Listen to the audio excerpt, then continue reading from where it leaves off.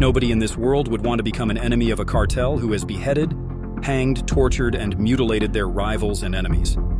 I am talking about the infamous Mexican cartels. But today, we're diving into a gripping story of two Hells Angels who dared to challenge the notorious Mexican cartel, and the question on everyone's mind: did they make it out alive?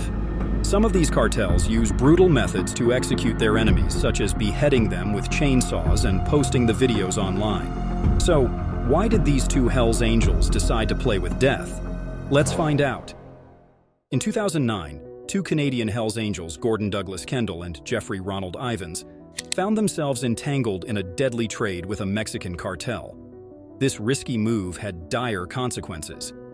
Kendall and Ivins were later discovered shot dead in Mexico. The Royal Canadian Mounted Police and gang activity experts in British Columbia had been keeping a close eye on these two men due to their suspected involvement in the drug trade. Kendall and Ivins were sharing an apartment near Plaza Las Glorias in Puerto Vallarta. According to the Jalisco state prosecutor, Guillermo Diaz, the tragedy unfolded in their shared apartment. Witnesses reported that Kendall was outside the building when a man approached him and opened fire.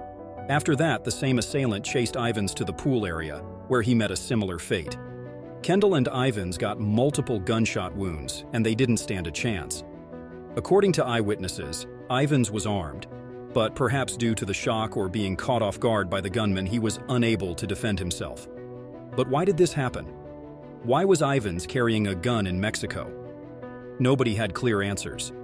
The police had been watching Kendall and Ivins for a while because they were involved in bad stuff like organized crime and drugs. They were on the police's radar. Ivins had moved to Mexico to work in construction, supposedly for the Hells Angels.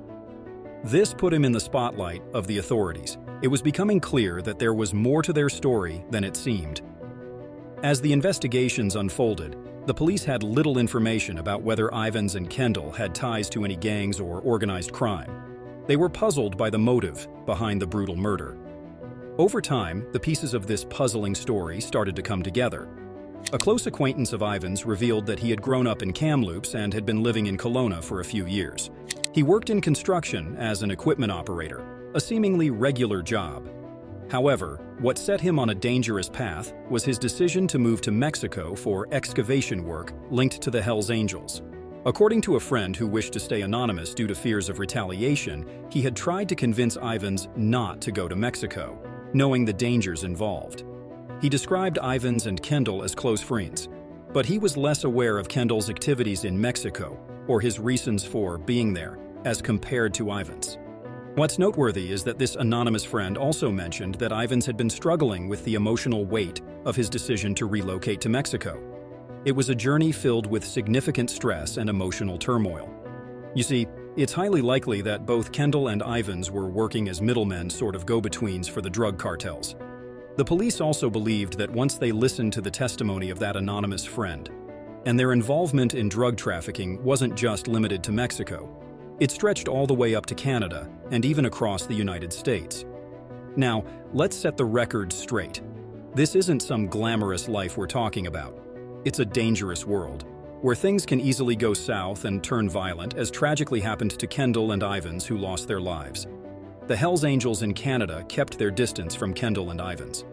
They used lower-level associates as their point of contact in Mexico.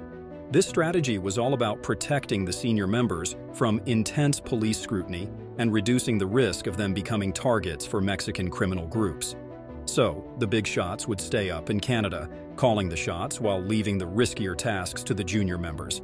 And what's noteworthy here is that Kendall and Ivins were pretty agitated and nervous about their move. It strongly suggests that they might have gotten themselves into a seriously bad deal with the Mexican cartel, a deal that, tragically, cost them their lives. This story shines a light on the dangerous world of Mexican drug cartels and the Hells Angels. Challenging these powerful criminals can lead to terrible consequences. Law enforcement agencies worldwide work hard to stop illegal drug trafficking and other crimes, but the Mexican cartels seem to be unfazed. Now, if you are thinking, why didn't Hells Angels take revenge for their members? Forget about it. It is not happening because they cannot take on Mexican cartels, and let me tell you why. First things first, we're not dealing with just one cartel. There are multiple cartels, each with thousands of members. They mainly operate in Mexico, but they also have connections in the United States, Central America, and South America. So, there's no single cartel to challenge.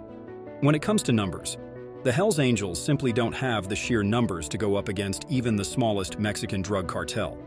These cartels can recruit locally in rural areas, as well as among Latinos in the United States, the Caribbean, and South America. They also have deep ties with Mexican-American prison gangs in the U.S. The Hells Angels, on the other hand, have historically been a predominantly white male group and haven't expanded their membership base as much as Mexican cartels. This means their numbers have no match for Mexican cartels. It would be like an army fighting a neighborhood. When it comes to finances, it's a whole different ballgame. Mexican cartels have evolved into international criminal organizations.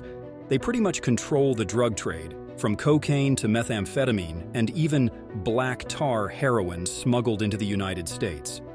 They're also involved in human trafficking and have their hands in money laundering, real estate, and legitimate businesses. And it is not surprising that Hells Angels also does business with Mexican cartels when it comes to drugs and stuff.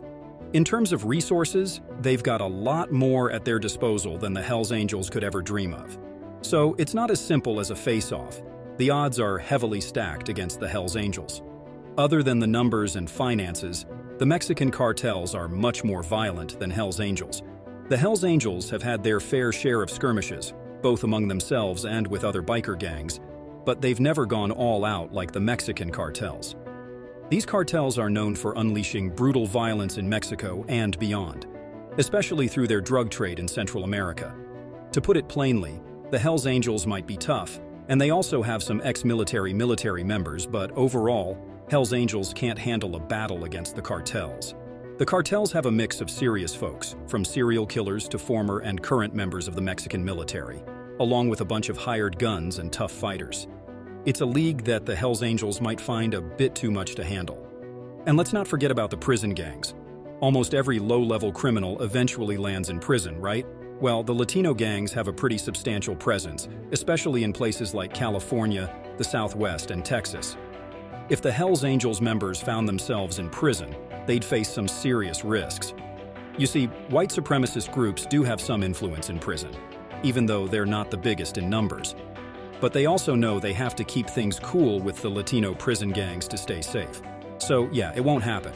Also, all these groups collaborate with each other. That's why the Hells Angels wouldn't and couldn't attempt to eliminate one of their primary source of income. Firstly, it would be a mission doomed to failure, and secondly, it would financially ruin them if they were to even try, which would likely result in their demise. Thank you for joining us on this riveting journey through the dark world of the Hells Angels and their harrowing encounter with the Mexican cartels. We hope you enjoyed the video, and if you did, please smash that like button. Don't miss out on our upcoming videos. Be sure to subscribe to our channel. We'll catch you in the next one.